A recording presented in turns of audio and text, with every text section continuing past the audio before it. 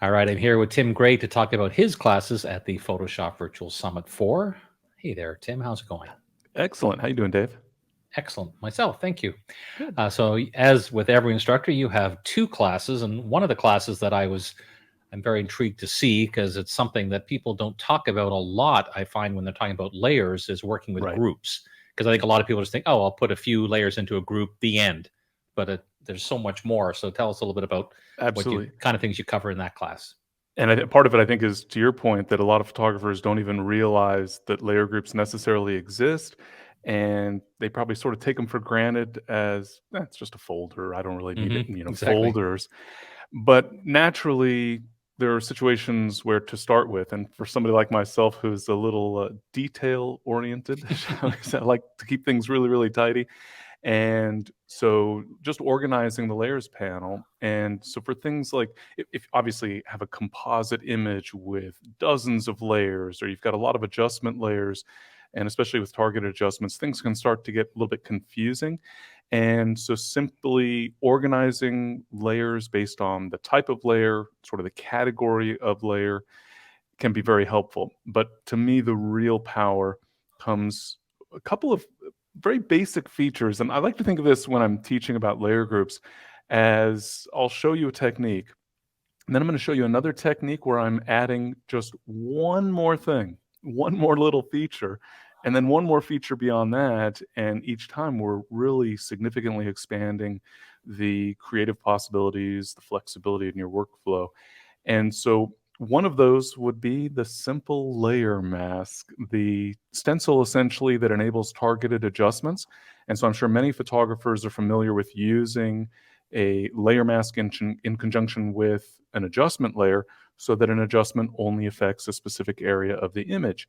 But on top of that, we can use a layer group. So now imagine you're applying an adjustment to the sky, and you want to apply, or you realize maybe later that you want to apply multiple adjustments to the sky. And so you apply a vibrance adjustment and then a color balance adjustment, a curves adjustment, each with a layer mask that isolates just the sky. Then you realize there was a mistake with your initial selection, for example. And so you need to go fix the layer mask, except now you need to go fix the layer mask 3 times, once for each of those adjustment layers. Well, we can actually use a layer group with a layer mask attached to it in order to apply a targeted adjustment for multiple adjustments with one mask. And so that's just one little add-on with a layer group where it goes beyond being a folder. It becomes this container for multiple adjustments with a single mask. If you find the mask isn't perfect, you only have to fix it in one place. Right. And that can actually be taken. That one more feature beyond there would be the ability to nest these layer groups. Just Mhm. like folders on your hard drive, you can have subfolders, as it were, with these layer groups. And that opens up all sorts of other Mhm. possibilities in terms of creative approaches to your images, just staying organized, or getting really sophisticated when it comes to targeted adjustments. Sure. I still remember one of the first times I was working on some project and I already had a couple of layers with masks, and I realized I could also mask the group. So I was like, wait, I can mask a mask? That's amazing. Just Exactly. the thought of that possibility that I didn't even know existed is The one of those little power you hidden can actually. things that you find out. Exactly. Awesome. So, and your other class is about a very important topic, which is the world of color. So, what's that Right. all about? Well, what I find very often, I think one of the most common things that I hear from photographers when it comes to adjusting their images and especially the color in their photos is that they don't have a good eye for color. They feel that they're not able to see the color correctly. And as a result, and I don't mean to say that they're deficient in terms of their color, but just that they're not sure what the image needs. They're not sure what's wrong with the color. Is there anything wrong with the color? And so that was sort of what got me thinking about teaching this class, Perfect Color in Photoshop, maybe an ambitious title. But I'm going to start off talking about some of the ways to actually just evaluate the color. And along the way, I'll give some little tips and tricks that will make it a little bit easier for photographers to get a sense of what are the colors that are actually in the image and maybe what colors shouldn't be there, and what colors should be there, or or should be a little bit Mhm. different. And then, of course, I'll give a wide variety of options for, in some respects, well, solving color problems, improving the look of the colors in your photos, but going beyond that and really refining the colors.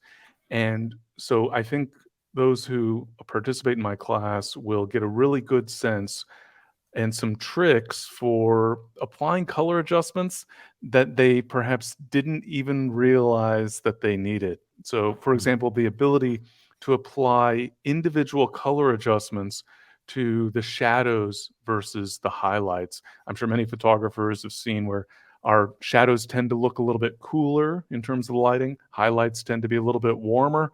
And so sometimes if the color is off, you sort of need the opposite adjustment in the highlights versus the shadows. And that could be tricky. I'm sure some photographers are dabbled with curves, maybe been Mhm. frustrated by curves and had an experience where they just feel that they have no idea what to do and they just make a bigger mess of things when adjusting their images.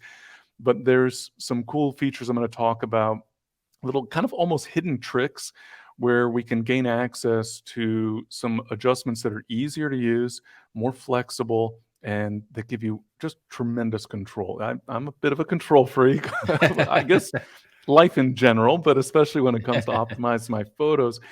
And so I really like to be able, if I see something in an image where the color is just not quite right, as soon as I see it, I can't unsee it, Right. and I really wanna Yeah. be able to fix it. And so this class is in large part about helping photographers better understand where they might wanna take the color in their photos and give them the tools they need to actually achieve the goals once they've figured those out. Awesome. And one of the things that people will notice, and this is a deliberate move on our part, is that sometimes we'll have more than one class on a similar sounding topic. So in this case, Right. Daniel Gregory is also doing a class on color, but he's taking quite a different approach. So if you listen to the chat I did with him, you'll see that he kind of takes a different approach, and that's one of the beauties of being able to have so many classes, is to see Exactly. different takes on the same subject. So I'm looking forward to Absolutely. watching them both to get ideas from both ends. Perfect. Awesome. Well, thank you so much for taking the time to Oh, my pleasure. describe those classes. It's a big help to our prospective students to get the instructor's view on what their classes are all about. So appreciate your Absolutely. time, Tim. Thanks. Yeah, happy to help. Thank you, Dave.